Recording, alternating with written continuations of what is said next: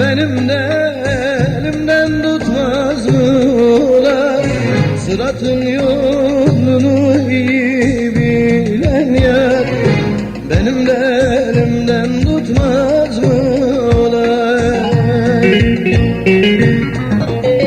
Medet hey medetim gel ki dardayım. Sorma hallerimi gayet zordayım.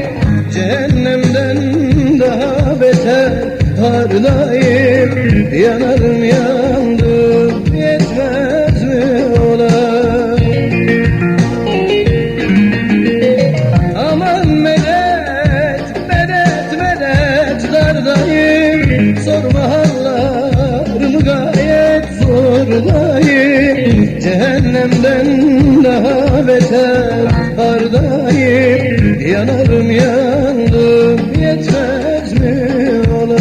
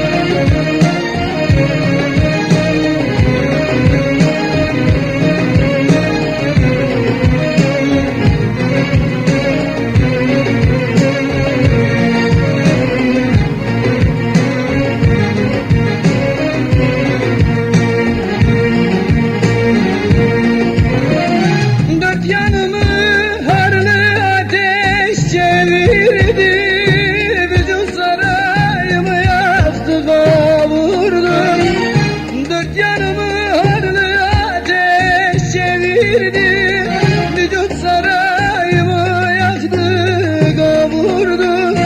Yaptım mağrur ettim geri çevirdi. Yanarım yandım yetmez mi ola? Yaptım mağrur ettim geri çevirdi. Yanarım yandım yetmez mi ola?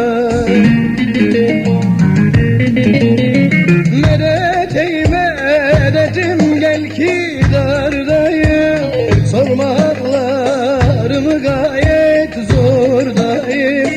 Cehennemden daha beter hardayım. Yanarım yandım yetmez mi ola?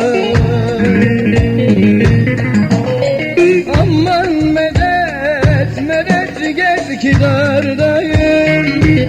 Sorma hallarımı gayet zordayım. Cehennemden daha beter hardayım. Yanarım ya